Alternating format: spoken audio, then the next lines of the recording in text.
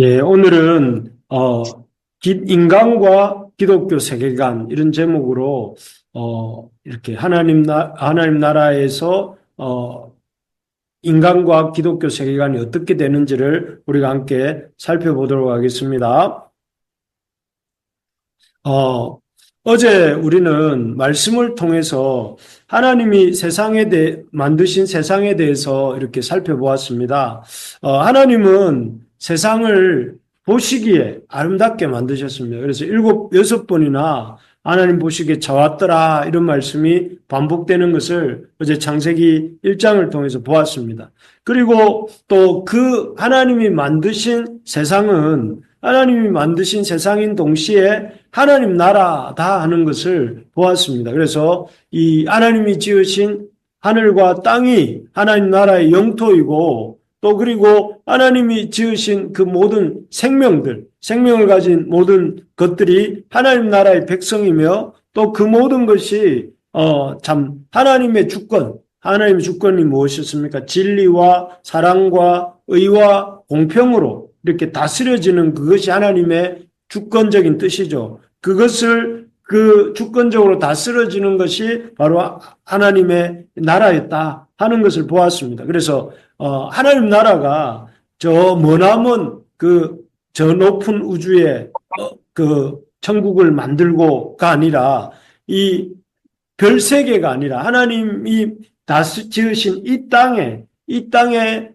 존재하면서 이 땅에 하나님이 지으신 생명들을 하나님께 그 백성으로 삼으시고 하나님의 주권대로 다스려지는 이곳이 바로 하나님 나라다 하는 것을 우리가 보았습니다. 그렇기 때문에 우리는 이 하나님 나라의 백성이지 않습니까? 우리가 그리스도를 믿음으로 말미암아 하나님 나라의 백성이 되었는데 백성으로서 하나님이 만드신 이 세상을 우리가 하나님의 나라의 영토로 바라보면서 이 땅에 있는 수많은 생명들, 뭐 천사들도 있겠고 믿는 사람도 있고 믿지 않는 사람도 있고 생명들도 동물들도 있고 있는데 이들에게 하나님 나라에 대해서 알려주고 하나님 나라 백성이 되도록 초청하고 또 하나님의 그 주권을 드러내는 그래서 하나님의 그 의와 진리, 공평과 사랑이 이루어지는 그런 세상이 되도록 우리가 힘을 쓰고 그래서 이 땅끝까지 이르러 예수님이 제자들에게 당부하신 것처럼 땅끝까지 이르러 하나님 나라를 전파하는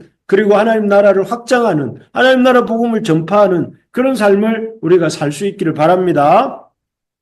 그래서 오늘은 이 어제 말씀에 이어서 하나님이 만드신 이 세상 중에서도 특별히 하나님이 그 형상을 따라 만드신 우리 인간에 대해서 좀 더 깊이 살펴보겠습니다. 참, 이 인간을 잘 알 때에 우리가 바른 기독교 세계관을 하나님이 만드신 그 하나님 나라로서의 세상을 바라보는 눈과 동시에 그 하나님 나라의 이 하나님을 대신하여 다스리도록 하나님이 형상을 따라 지으신 인간을 우리가 좀 알 필요가 있는데 이 인간이 어떤 존재인가 하는 것을 생각해 보려고 합니다. 먼저 하나님이 인간을 만드신 이유가 뭘까요? 하나님 우리 인간을 만드실 때 이유가 있으셨는데요. 우리가 그걸 한번 생각해 보려고 합니다. 사람들이 이렇게 이 사람이 어떻게 태어났을까 이걸 궁금해하면서 많은 고대 문명들을 보면 신화가 있지 않습니까? 그 신화 속에 보면 인간을 신들이 만들어낸 이유를 이렇게 설명을 합니다. 그 고대 근동 수메르 신화라는 곳에 보면 신들이 그 힘든 노동을 하기가 싫어서 그 힘든 노동을 감당시키기 위해서 인간을 만들었다 하는 것입니다. 한마디로 말해서 인간이 존재하게 된 이유가 그런 신화에 따르면 노동을 위해서라는 것입니다.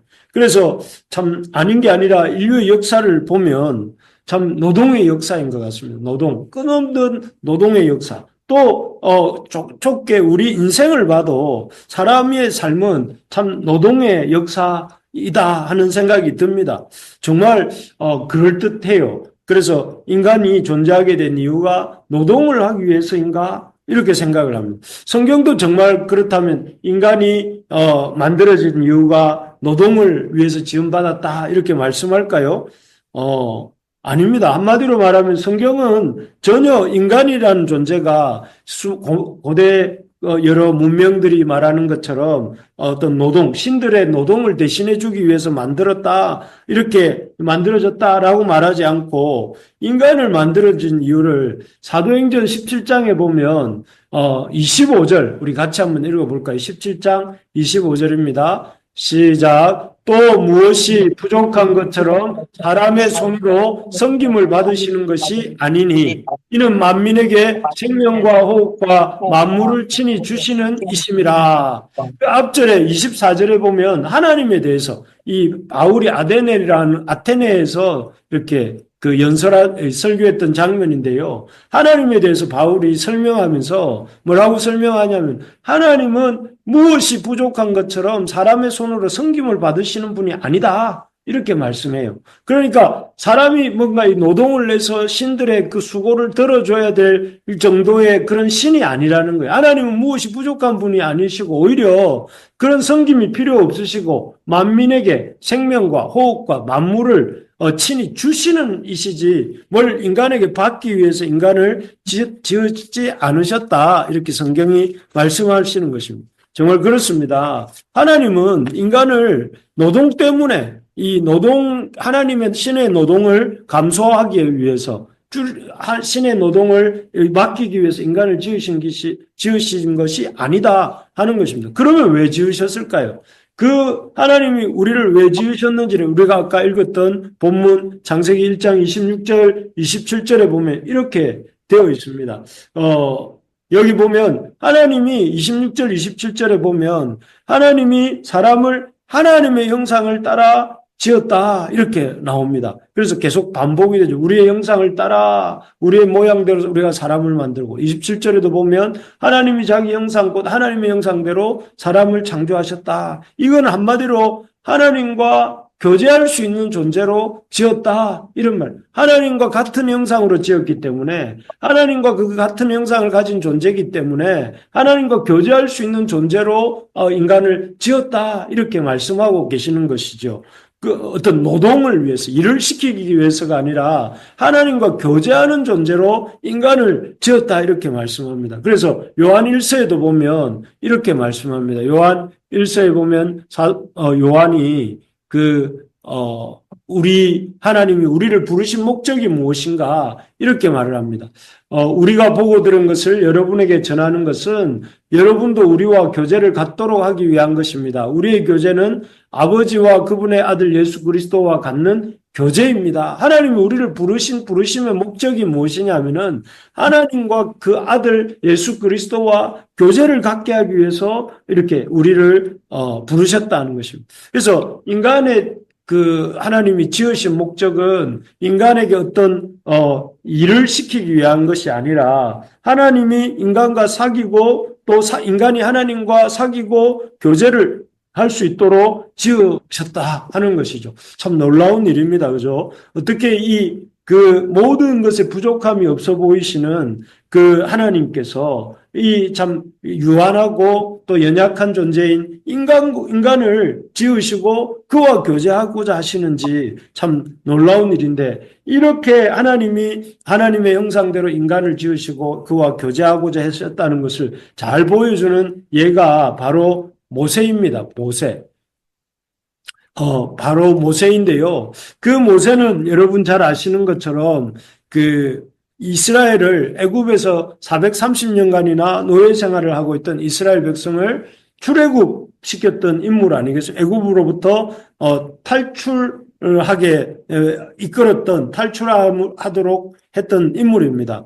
그런데 이 일은 참 우리가 성경을 읽어보면 알지만 참으로 엄청나게 큰 일이고 또 그 일 속에서 이렇게 많은 어려움들이 있었던 것을 보게 됩니다. 그런데 하나님께서는 그런 모세를 통해서 이스라엘 백성을 애굽에서 불러내실 때에 탈출시키실 때에 그 모세를 어떻게 대우하시는가 하면은 일꾼으로 중요한 일을 맡은 일꾼으로 모세야 이걸 하고 저걸 하고 저렇게 해야 된다 하면서 일을 시키고 계시는 것이 아니라 일꾼처럼 대하고 계시는 것이 아니라 그 친구처럼 대하셨다 이렇게 나옵니다. 그래서 이 출애굽기 33장 11절에 보면 하나님이 모세와 대화하는 장면을 이렇게 묘사합니다. 사람이 친구에게 말하듯 하나님이 모세와 얼굴을 대면하시고 말씀하셨다 이렇게 말씀해요.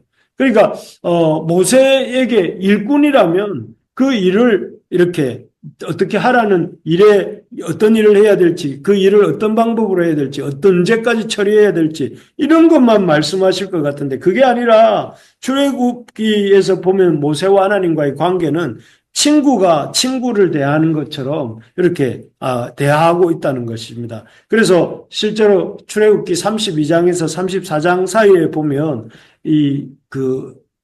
금송아지를 만들고 범죄한 그 이스라엘을 위해서 모세가 중보기도하는 장면이 나옵니다. 하나님께 중보기도하면서 이 이스라엘 민족을 하나님께서 진멸하지 않으시기를 간구합니다. 그리고 하나님이 이 이스라엘 백성을 진멸하지 않고 그들을 살려주셔야 될 이유를 모세가 길게 기도하는데 그 장면을 한번 보시면 어떤 때는 모세가 이 소리를 높이기도 하고 또 어떤 때는 하나님이 모세를 설득하기도 하고 또 모세가 하나님께 메어 달리기도 하고 또 그러다가 하나님과 모세의 마음이 합하기도 하고 그러면서 마치 우리가 우리의 어떤 친한 벗을 만나서 그 벗과 함께 어떤 이야기를 하는 것처럼 이렇게 하나님도 모세와 함께 이렇게 대화하고 교제하고 그래서 하나님의 뜻을 내려놓기도 하시고 모세의 뜻을 받아들 주시기도 하시고 반대로 모세의 어떤 그 생각을 교정해 주시기도 하시고 그야말로 친구같이 대하고 계시는 것을 볼 수가 있습니다. 바로 이 모습이야말로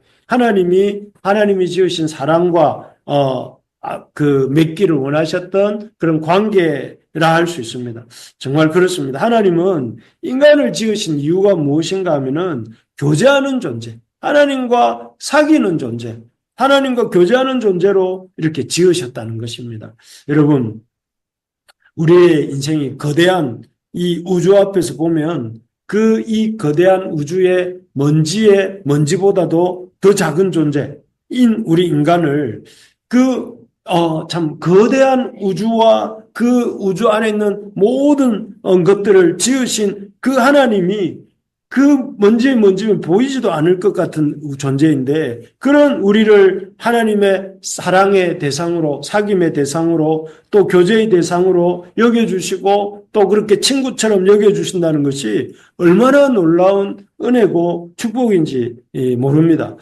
바라는 것은 우리 부르심의 가족들이 말씀과 기도를 통해서 또 말씀의 묵상과 또 그 말씀에 대한 성찰과 그 말씀을 통하여 하나님을 만나는 한 해가 되기를 바랍니다. 하나님을 참 이렇게 만나고 하나님의 음성을 듣고 하나님의 그 놀라운 영광을 경험하는 그런 한 해가 되기를 간절히 소망합니다. 그것이 하나님이 우리에게 주신 영광이고 특권이지 않습니까? 그래서 앞서 우리가 살펴본 모세처럼 그리고 또 범죄하기 전에 에덴 동산에서 거닐면서 하나님과 동행하는 삶을 살았던 아담과 하와처럼 또 수많은 시편을 짓기까지 하면서 하나님의 임재를 경험했던 그 다윗처럼 우리가 하나님과 교제하는 기쁨을 아는 하나님의 임재의 기쁨을 아는 하나님의 이 놀라운 은혜를 경험하는 그런 복된 인생들이 우리 부르심의 가족들의 인생이 되기를 간절히 축복합니다. 아멘. 어쨌든 이렇게 하나님과 만나고 하나님의 음성을 들으면서 이렇게 우리가 하나님과 동행하는 삶을 살고 싶다면 우리가 좀 더 우리라는 존재, 인간이라는 존재가 하나님의 형상대로 지어졌다는 것에 대해서 좀 더 자세히 살펴볼 필요가 있습니다. 우리가 하나님의 형상대로 지어졌다는 것, 앞에서 제가 하나님과 교제할 수 있는 존재로 지어졌다 이런 말씀을 드렸는데요. 좀 더 그것을 살펴보면 인간이 하나님의 형상대로 지어졌다는 것은 무엇인가? 앞에서 창세기 1장 26절, 27절에 보면 하나님의 형상, 하나님의 모양을 따라 인간을 만들고 이렇게 말씀하셨는데 여기서 하나님의 형상은 무엇인가? 이 말은 히브리 말로 찰렘이라고 한다고 합니다. 찰렘. 이 뜻은 자르다, 조각하다 이런 뜻인데요. 한마디로 조금 쉽게 말하면 하나님의 형상의 찰렘이라는 뜻은 하나님의 조각품, 하나님의 조각품으로, 조각상으로 우리 인간을 만들었다는 것입니다. 원래 하나님은 보이지 않으시는 영이시잖아요. 보이지 않으시는 그 하나님을 눈으로 볼 수 있도록 이렇게 조각하고 잘라서 조각해 놓은 존재가 누구냐면은 바로 인간이라는 것입니다. 그래서 피조물들이 그 사람을 볼 때 그 하나님의 형상을 보게 되고 하나님의 형상으로서 사람을 보게 될 때에 그 사람을 통해서 하나님을 볼 수 있도록 만들어진 존재가 인간이다 하는 것입니다. 그래서 인간은 인간 스스로에게 어떤 뭔가가 있는 것이 아니라 하나님이 우리를 하나님의 형상으로 만들어 놓으셨기 때문에 하나님의 형상으로 우리를 지으셨기 때문에 우리가 대단한 존재입니다. 그래서 예를 들어서 우리 인간은 참 특별한 존재예요. 왜 어떤 점에서 특별하냐면 하나님의 형상으로 지어진 인간은 참 특별한 존재인데 첫째는 인간은 관계를 추구하는 존재라는 점에서 아주 특별한 존재입니다. 우리가 지난 주일날 살펴보지 않았습니까? 인간은 참 이렇게 모든 조건이 다 구비되어 있어서도 돈도 있고 또 시간도 있고 또 물질이 있어도 어떤 환경이 좋아도 관계가 깨어져 있으면 사람과의 관계, 하나님과의 관계가 깨어져 있으면 그 사람은 행복하지 않습니다. 공허하고 허전하고 답답하고 쓸쓸합니다. 그러나 반면에 인간은 이렇게 좀 부족하고 힘들어도 하나님과의 관계 또 이웃과의 관계가 이렇게 참 좋으면 그 행복을 느낍니다. 그것이 바로 인간을 이렇게 하나님이 특별하게 하나님의 형상으로 지었다는 이유입니다. 그래서 인간은 바른 관계에 있을 때에 하나님과의 바른 관계, 이웃과의 바른 관계에 있을 때 행복을 누리는 존재다 하는 것입니다. 인간이 하나님의 형상으로 지음받았다는 것은 그렇기 때문에 우리가 하나님의 형상으로 지어진 인간으로서 우리가 어떻게 살아야 되는가? 바른 관계를 추구하면서 사는 사람이 될 때 행복을 누릴 수가 있다는 것입니다. 그래서 하나님과의 바른 관계, 이웃과의 바른 관계가 무엇일까요? 그것은 바로 하나님을 사랑하고 또 하나님을 사랑하는데 그냥 사랑하는 것이 아니라 마음을 다하고 뜻을 다하고 성품을 다하고 힘을 다해서 하나님을 사랑하고 그리고 이웃을 사랑할 때 어떻게 사랑합니까? 내 몸과 같이 내가 내 몸을 사랑하고 섬기는 것처럼 내 이웃을 사랑하고 섬길 때에 그게 바른 관계라면 하나님이 정해놓으신 바른 관계. 내 이웃을 내 몸과 같이 사랑하는 것. 하나님을 마음과 뜻, 힘과 정성을 다해서 하나님을 사랑하는 것. 그것이 하나님이 이렇게 우리에게 허락하신 바른 관계이고 그런 관계를 추구할 때에 우리가 이 행복을 누리게 돼 있다 하는 것입니다. 그렇기 때문에 우리가 참 이 하나님을 사랑하고 이웃을 사랑하는 바른 관계를 세워가는데 힘써야 된다 하는 것입니다. 두 번째로 인간이 하나님의 형상대로 지음받았다는 것은 첫째가 인간이 바른 관계를 추구하는 존재라는 것이고 두 번째로는 이 인간이 공의와 진리, 사랑과 화평을 추구해야 되는 존재로 하나님이 지으셨다 하는 뜻입니다. 하나님의 형상, 하나님은 어떤 분이시냐면은, 이 땅을 다스리시는데 어제 보았죠. 하나님의 주권이 무엇이냐면은, 의와 진리, 의와 공평, 이 하나님의 보좌의 기초라고 했습니다. 그래서 하나님의 이런 주권은 공의와 진리, 사랑과 화평으로 이 세상을 다스리는 것인데 우리가 하나님의 형상으로 지음받았다는 것은 우리도 이 땅에서 공의와 진리, 화평을 추구하면서 이렇게 살아야 되는 존재다 하는 것입니다. 참 우리가 이 땅을 살아가면서 우리가 일하고 있는 일터나 우리가 살고 있는 사회와 이 나라 안에 어떤 잘못된 불의와 또 비진리와 또 다툼과 그리고 참 이런 이 갈등이 일어날 때에 참 그것을 보면서 그런가 보다 하고 지나가면 안 되고 그런 것들을 보면서 힘들고 어렵지만 비진리는 진리가 되도록, 또 불의는 공의가 되도록, 또 이렇게 다툼은 평화가 되도록, 우리가 그런 세상이 되도록 하나님의 백성으로서 그 하나님의 사랑과 공의가 이 땅에서 실현되도록 힘써야 된다 하는 것입니다. 그래서 우리가 멀리 갈 것 없이 그 첫걸음이 어디에서부터 시작되어야 되냐면은 우리의 가정과 교회에서부터 이런 사랑과 진리가 이렇게 구현될 수 있도록, 또 공평과 또 이 공의와 평화가 구현될 수 있도록 힘써야 된다는 것입니다.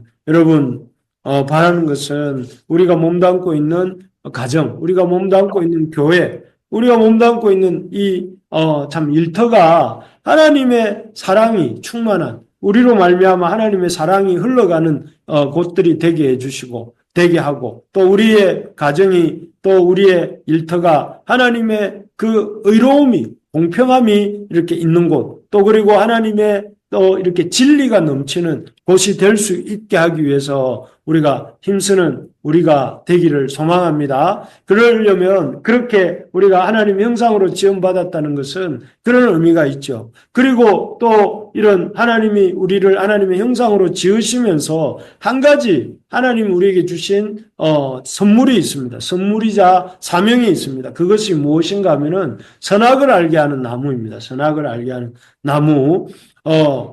잘 아시는 것처럼 하나님은 이 에덴 동산 안에 그 수많은 과목들이 있었지만 그 중에서도 그 한복판에 주신 두 나무가 있었습니다. 잘 아시는 것처럼 선악을 알게 하는 나무와 생명나무였죠. 하나님께서는 그런데 이 두 나무 중에서도 특별히 이 선악을 알게 하는 나무의 열매는 먹지 말라 하셨습니다. 생명나무의 열매는 먹도록 허용하셨어요. 그래서 만약에 그 에덴 동산에 살면서 우리가 선악을 알게 하는 나무의 열매를 먹지 않았다면 생명나무의 열매를 먹고 유한한 피조물이지만 하나님과 동행하는 삶을, 영원히 동행하는 삶을 살 수 있었을 것입니다. 비록 유한하지만 유한하지 않은 삶을 살 수 있었던 곳이 이 에덴 동산이었어요. 하나님 말씀대로 살 때에. 또 우리가 하나님을 믿게 된 우리가 이제 하나님의 그 말씀에 순종하면서 살 때 우리도 유한하지만 여전히 생명나무 대신 생명 대신 예수 그리스도로 인하여서 영원한 삶을 살게 된 것이 똑같은 의미겠죠. 어쨌든 하나님이 이 선악을 알게 하는 나무의 열매만은 먹지 말라고 당부하셨습니다. 그래서 우리가 잘 아는 것처럼 하지만 이 인간 아담과 하와는 하나님의 이 당부를 듣지 않고 선악을 알게 하는 나무의 열매를 먹고 결국 에덴 동산에서 이렇게 내려오게 되는데요. 그렇다면 왜 하나님은 이 에덴 동산에 선악과 나무를 두셨을까요? 흔히들 하는 말처럼 이 선악과 나무를 통해서 하나님이 하와와 아담이 하나님께 순종하는지 불순종하는지를 보려 하신 것일까요? 맞습니다. 하나님이 아담과 하와가 순종하는지 불순종하는지를 보려고 하신 것이 맞습니다. 그러나 그렇게 말하는 것이 전부가 아니고 좀 더 깊이 볼 필요가 있는데 하나님 이것을 주신 이유가 있습니다. 선악을 알게 하는 나무의 열매를 먹지 말라고 하시는 이유는, 첫째는 하나님이 창조주이시고 인간은 하나님의 사랑받는 피조물이다 하는 것을 이렇게 알게 해주시기 위해서 그렇습니다. 사실 인간은 하나님의 영광스러운 형상으로 지음을 받았기 때문에 그 인간은 스스로가 마치 창조주인 것처럼 하나님인 것처럼 착각할 수도 있는 것이죠. 그래서 하나님은 그렇게 인간에게 자신이 어떤 존재인지, 하나님이 창조주이시고 인간은 하나님의 사랑받는 피조물이며 또 인간이 하나님의 그 창조주 되심을 인정하고 피조물로서 이렇게 살아갈 때 그것이 인간이 행복으로 가는 길이다 하는 것을 알려주시기 위해서 이렇게 선악을 알게 하는 나무를 열매를 먹지 말라 하신 것이죠. 마치 이것은 우리가 이렇게 도로에 나가면 중앙선이 있는데 이 중앙선을 중심으로 이쪽과 저쪽은 오는 차와 가는 차가 구분되지 않습니까? 그렇게 구분을 시켜줌으로 이렇게 차들이 서로 이렇게 서로 부딪히지 않도록 부딪히지 않고 잘 달릴 수 있도록 해주는 것처럼 선악을 알게 하는 나무의 그 열매를 통해서 선악을 알게 하는 나무를 통해서 사람들이 하나님이 창조주이시고 우리 인간은 하나님의 사랑받는 피조물이구나 하는 것을 이렇게 깨닫고 알도록 하기 위해서 그렇게 하신 것이라는 것이죠. 앞에서도 말씀드렸지만 인간의 참된 행복은 바로 이것을 알 때에 행복이 있습니다. 하나님이 창조주이시고 그 창조주 되신 하나님을 인정하고 우리 자신이 하나님의 사랑받는 피조물의 위치에 있다는 것을 기뻐하고 또 그것을 인정하며 살아가는 데 행복이 있다는 것입니다. 수많은 사람들이 이 사실을 이렇게 잊어버리고 하나님과의 바른 관계를 맺지 못함으로 참 이 많은 참 그 삶의 혼돈을 겪고 있습니다. 어떤 사람들은 지금도 그 애굽 사람들처럼 지금도 여전히 금수는 짐승이죠. 짐승과 벌레를 우상으로 섬기는 사람들이 아직도 있습니다. 이 세상에는. 또 어떤 사람들은 귀신을 섬겨가지고 귀신이 보인다고 하면서 이사 가는 것도 마음대로 못해요. 그래서 손 없는 날을 이렇게 잡습니다. 그래서 귀신이 이렇게 그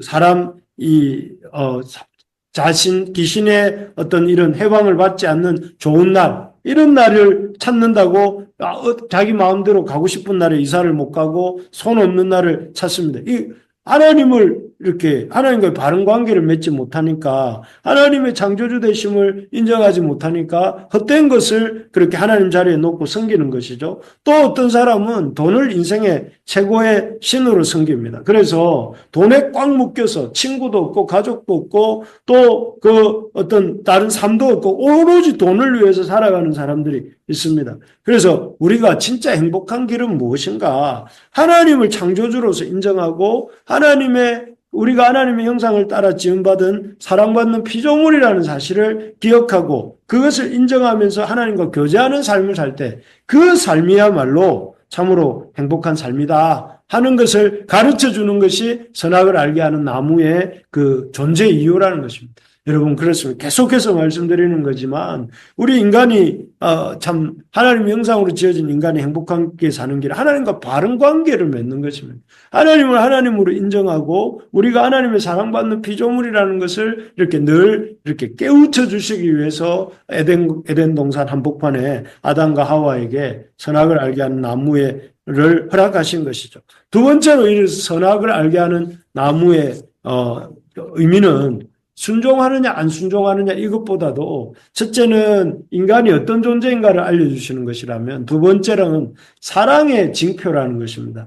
여러분, 마치 이것은 결혼한 사람이 끼는 반지와도 같습니다. 결혼한 사람이 이렇게 네 번째 손가락에 반지를 끼는데 이 반지의 의미가 무엇입니까? 나는 배우자가 있고 나는 이 배우자 아닌 다른 사람에게 다른 사람이 아닌 우리 배우자에게만 내 마음과 내 삶을 이렇게 집중하겠습니다 하는 의미로 우리가 반지를 끼잖아요. 또 어떤 집들에 가보면 그런 결혼 사진이나 가족 사진이 딱 붙어 있습니다. 그 의미가 무엇입니까? 그 결혼 사진이 붙어 있는 것은 내가 이 사람과 또 이 여자와 이 남자와 가정을 이루었고, 그리고 우리는 그 어떤 사람도 끼어들 수 없는 그런 부부의 관계이고, 우리는 서로에게 충성합니다 하는 그 사랑의 징표입니다, 징표. 반지도 그렇고, 결혼사진도 그렇고, 그런 것처럼 우리 하나님께서 이 선악과를 주신 목적은 바로 하나님이 우리와 하나님 사이에 이런 하나님 사이는 그 어떤 것도 끼어들 수 없는 사랑의 관계고, 하나님은 인간을 사랑하시고, 인간은 하나님을 사랑하는 그런 관계다 하는 것을 보여주는 것이 바로 이 선악을 알게 하는 나무라는 것입니다. 그래서 이 선악과는 하나님과 우리 사이가 사랑의 관계이고, 이 사랑의 관계 사이에는 어떤 것도 끼어들어서는 안 되고, 또 그 어떤 것이 끼어드는 순간 하나님과 우리 사이가 깨어질 수밖에 없다 하는 것을 보여주는 그 증거가 바로 선악을 알게 하는 나무다 하는 것입니다. 참 이걸 생각해 보면 우리가 자주 부르는 가스펠송 중에 당신은 사랑받기 위해 태어난 사람. 그래서 그런 사랑을 받는 특별한 존재가 우리다 하는 것을 이 선악을 알게 하는 나무를 이 인간에게 주신 그 의미라는 것입니다. 말씀을 맺겠습니다. 오늘 우리는 하나님의 형상으로 지어진 인간에 대해서 하나님의 그 세계 속에서 하나님이 특별히 하나님 나라로 지은 이 세계 속에서 그 우리 하나님의 형상으로 지은 인간이 어떤 존재인가, 왜 지으셨는가를 살펴보았습니다. 하나님이 사람을 지으신 이유는 삼위 하나님과 사귀고 교제하기 위해서 우리 인간을 지으셨다 하는 것입니다. 그리고 우리가 그렇기 때문에 우리가 이런 하나님의 사귐을 위해서 또 우리를 지으신 목적을 잘 이해하고 하나님 앞에서 좀 이 하나님의 음성을 듣고 하나님의 음성에 반응하고 하나님과 교제하고 하나님과 사귀는 기쁨을 맛보는 우리가 되어야 되겠습니다. 그리고 또 무엇보다 그래 올 한 해 다른 어떤 일보다 하나님 말씀을 묵상하고 하나님 말씀으로 우리의 갈 길을 인도함을 받고 하나님과 교제하는 일에 힘쓰는 우리가 될 뿐 아니라 우리가 속해 있는 가정과 우리 교회 가운데 하나님의 사랑과 진리와 공평이 이루어지도록 하나님의 사랑의 관계가 좀 이루어지도록 지난 주일 말씀드린 것처럼 서로 사랑하고 서로 돌아보고 서로 먼저 다가가고 그런 사랑의 관계가 이루어져서 우리가 성장함으로 교회가 성장하고 우리 교회가 성장해 나가는 그런 한 해가 되도록 우리가 힘쓰는 우리 모두가 되기를 주님의 이름으로 축복합니다. 네. 아멘.